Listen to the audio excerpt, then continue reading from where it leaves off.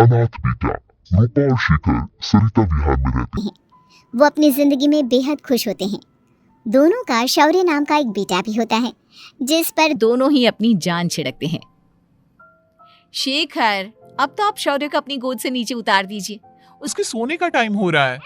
नहीं रूपा, इसे मेरे पास ही रहने दो प्लीज। मैं थोड़ी देर में इसे बिस्तर में सुला दूंगा। लेकिन कल सुबह आपकी ऑफिस में मीटिंग भी तो है ना, और इसके लिए आपको कल जल्दी भी तो निकलना होगा। जाइए, आप भी जाकर सो जाइए। क्या यार, अभी तो मेरी गोद में आया था मेरा बेटा और तुम उसे लेकर जा रही हो। बाद में कर लेना अपने बेटे से प्यार। अभी जाकर सो जाइए। रूपा शेखर से शौर्य को ले रही होती है कि तभी शौर्य रोने लगता है। शौर्य को रोता देखकर रूपा उसे फिर से शेखर को थमा देती है। आपका बेटा ना एक नंबर का नौटंकी है। बिल्कुल आप पर गया है वो। साफ बोलो ना, तुम्हें जलन होती है हम दोनों बाप बेटे का प्यार देखकर। पहले बड़ा तो होने दो तुम शौर्य को, फिर देखना वो सबसे ज्यादा मुझे ही प्यार करेगा। देखते हैं। ऐसे ही दिन बीतते चले जाते हैं और एक दिन कैंसर की बीमारी के चलते रूपा की मौत हो जाती है। अब शौर्य 3 साल का हो चुका होता है, जिसके कारण उसकी दादी शेखर पर दूसरी शादी का दबाव बनाने लगती है। शेखर, शौर्य अभी बहुत छोटा है और उसे इस समय एक माँ के प्यार की बहुत जरूरत है। माँ, मुझे दूसरी शादी नहीं करनी। क्या पता जो दूसरी औरत आएगी वो मेरे बेटे को एक माँ का प्यार दे या ना दे। तो रूपा की छोटी बहन वैशाली से ही शादी क्यों नहीं कर लेता? वो तो शौर्य को एक माँ का प्यार पूरा दे सकती है ना। मैंने कहा ना माँ, मुझे दूसरी शादी नहीं करनी, और अपनी ही पत्नी की बहन से तो हरगिज नहीं।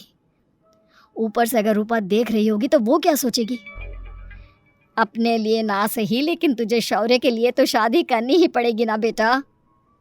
शेखर कुछ कहता उससे पहले ही अंजुमन उसे रूपा की कसम दे देती है, जिसके आगे मजबूर होकर शेखर शादी के लिए हामी भर देता है। देखो वैशाली, मैंने तुमसे शादी सिर्फ अपने बच्चे के लिए की है। मैं चाहता हूं कि तुम उसे एक माँ का भरपूर प्यार दो। शौर्य, आपके साथ साथ मेरा भी कुछ लगता है। अगर आप मुझसे शादी नहीं भी करते तब भी मेरा प्यार शौर्य के लिए कभी कम या ज्यादा नहीं होता। शादी के कुछ दिनों बाद ही शेखर की माँ की भी मौत हो जाती है। वैशाली शौर्य को एक माँ से भी बढ़कर प्यार देती है। शौर्य को लेकर वैशाली का यूं निस्वार्थ प्यार देखकर शेखर को भी उससे प्यार हो जाता है और कुछ सालों बाद शेखर और वैशाली का भी लड़का हो जाता है। लेकिन इसके बाद वैशाली का शौर्य को लेकर बर्ताव बदलने लगता है। वैशाली, मैं देख रहा हूँ तुम आजकल शौर्य का जरा भी ध्यान नहीं रख रही हो। मुझे पता नहीं था कि आदित्य के होने के बाद तुम इतना बदल जाओगी। आदित्य मेरा अपना सगा खून है और शौर्य दीदी का, फिर मैं दोनों में अंतर कैसे नहीं करूं? माँ भले ही दोनों के अलग अलग है, लेकिन पिता तो एक है ना। अगर मुझे पहले पता होता कि तुम इतनी जल्दी बदल जाओगी तो मैं कभी तुमसे शादी ही नहीं करता। हाँ, तो किसने कहा था आपसे मुझसे शादी करने के लिए? मैं थोड़ी ना आई थी आपके पास, आपकी माँ ही आई थी मेरे घर आपका रिश्ता लेकर। वैशाली, मुझे तुमसे ऐसी उम्मीद नहीं थी। गुस्से में शेखर अपना पैर पटकता हुआ शौर्य को वहां से लेकर चला जाता है। पापा, मम्मा मुझसे प्यार क्यों नहीं करती? क्या मैं उनका सगा बेटा नहीं हूँ? इसलिए मुझसे प्यार नहीं करती। मम्मा नहीं करती तो क्या हुआ बेटा, पापा तो करते हैं ना आपसे प्यार। कुछ दिनों के बाद, आज तुझे खाना पीना कुछ नहीं मिलेगा, चल चुपचाप से अपने रूम में जाकर सो जा। माँ, अब भाई को खाना क्यों नहीं दे रही हो? बेटा तू आराम से खाना खा, इस नालायक की चिंता मत कर। एक दिन खाना नहीं खाएगा तो मर नहीं जाएगा ये। अगर भैया नहीं खाएंगे तो मैं भी नहीं खाऊंगा। तू अपने भाई का भक्त क्यों बन रहा है? ये तेरा सौतेला भाई है, सगा नहीं जो तू लक्ष्मण बन रहा है।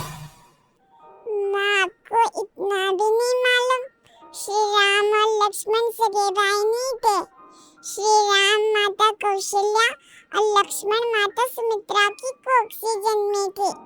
दोनों की सिर्फ पिता एक थे, लेकिन माँ अलग थी।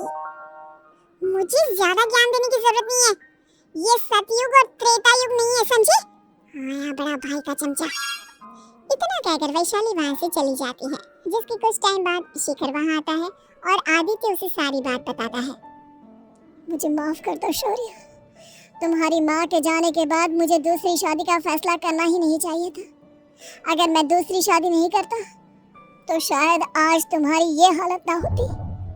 नहीं पापा, अगर आप शादी नहीं करते तो मुझे आदित्य जैसा छोटा भाई कभी नहीं मिलता। थैंक यू मुझे इतना अच्छा भाई देने के लिए। तुम दोनों हमेशा ऐसे ही साथ रहना, फिर कोई भी तुम दोनों का कुछ नहीं बिगाड़ पाएगा। चलो, मैं तुम दोनों को आइसक्रीम खिला कर लाता हूँ, बहुत भूख लग रही है ना। शिखर शौर्य और आदित्य को आइसक्रीम दिलाने लेकर जाता है। वो दोनों को पार्क में खड़ा करके आइसक्रीम लेने जा ही रहा होता है, तभी तेज रफ्तार से आती हुई एक गाड़ी उसे कुचल देती है और उसी पल शेखर की मौत हो जाती है, जिसके बाद शौर्य की जिंदगी नर्क से भी बदतर हो जाती जाती है। सुन रहे चिरकुट, इस घर के किसी भी सामान को मेरी मर्जी के बगैर हाथ मत लगाना। इन सब पर अब तेरा कोई हक नहीं है, समझा? ठीक है माँ, मैं आपकी इजाजत के बगैर किसी चीज को हाथ नहीं लगाऊंगा। चल जाकर अब पूरे घर की सफाई कर। महज 7 साल का शौर्य वैशाली के कहने पर अपने नन्हे नन्हे हाथों से पूरे घर की सफाई करने लगता है। ऐसे ही दिन बीतने लगते हैं, लेकिन मासी से मां बनी वैशाली को उस मासूम से बच्चे पर जरा भी तरस नहीं आता। क्यों शौर्य, ये घर में इतनी गंदगी कैसे हो रही है? ढंग से सफाई नहीं की है क्या तूने? माँ, मैंने तो अच्छे से सफाई की थी, लेकिन आदित्य बार बार इधर उधर चलकर गंदा कर देता है। अच्छा, खुद से एक काम ढंग से नहीं होता और अपनी गलतियों का जिम्मेदार मेरे बेटे को ठहराता है। इतना कहकर वैशाली बांस का डंडा उठाकर शौर्य को जोर जोर से मारने लगती है। तभी वहाँ वैशाली के मायके वाले भी आ जाते हैं और उसकी सारी करतूतें देख लेते हैं। माँ, मैं ऐसा क्या करूँ जिससे आप मुझे भी आदित्य के जितना प्यार करोगी? बोलिए ना माँ, मेरे क्या करने से आपके अंदर मेरे लिए ममता जागेगी? वैशाली शौर्य की एक नहीं सुनती, उसके ऊपर डंडे बरसाती जाती है। हद पार होते देख वैशाली की माँ उसका हाथ पकड़ती है और जोर से उसे थप्पड़ मारती है। यही सब करने के लिए तूने दामाद जी से शादी की थी? हमने सपने में भी तुझसे ऐसी हरकत की उम्मीद नहीं की थी। तू माँ नहीं, माँ के नाम पर एक धब्बा है। बस कीजिए माँ, आदित्य के इस दुनिया में आने से पहले मैंने इसे बहुत प्यार किया था। लेकिन अब जब मेरी खुद की औलाद है तो मैं किसी और के बच्चे से प्यार क्यों करूं? अरे नालायक औरत, जिसे तू किसी और का बच्चा कह रही है, वो तेरी खुद की सगी बहन का बच्चा है। बहन है तो क्या हुआ? मेरे अपने बच्चे से बढ़कर तो नहीं हो सकता ना ये कभी। अगर यही बात थी तो तू हमें पहले बता देती, हम शौर्य को अपने साथ ले जाते। उसे इस तरह प्रताड़ित करने की क्या जरूरत थी? अगर आपको लेकर जाना है ना तो ले जाइए इसे, मैं नहीं रोकूंगी। नहीं माँ, मुझे कहीं नहीं जाना, मुझे आपके साथ ही रहना है। मैं तेरी कोई माँ बाबा नहीं हूं, तेरी माँ मर चुकी है, समझा? अब निकल जा मेरे घर से। माँ, अब बहुत गंदी हो, मुझे भी नहीं रहना आपके साथ, मैं भी भाई के साथ ही जाऊंगा। अरे तू क्यों जाएगा? तू तो मेरा सगा बेटा है, जाने दे इसे।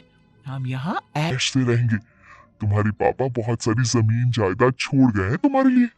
नहीं माँ, मुझे भाई के साथ जाना है। आप अच्छी नहीं हो, आप बहुत बुरी हो, आप भाई को बहुत परेशान करती हो। देख वैशाली, तुझसे ज्यादा समझ तो इस मासूम बच्चे में है। ये तेरे बुरे कर्मों का ही नतीजा है, जो आज तेरी सगी औलाद खुद से तुझे ठुकरा रही है। आदित्य, तुझे इस शौर्य ने भड़काया है ना मेरे खिलाफ? नहीं माँ, मुझे किसी ने भड़काया नहीं, पर मैं सब देखता हूँ, सब समझता हूँ। भाई बहुत अच्छा है, वो आपकी जैसा नहीं है। चलिए नानी। इतना कहकर वैशाली के मायके वाले आदित्य और शौर्य को अपने साथ ले जाते हैं और इस तरह वैशाली बड़े से घर में अकेली पड़ जाती है। 2 बेटों के होते हुए भी आज उसे माँ कहकर बुलाने वाला कोई नहीं होता।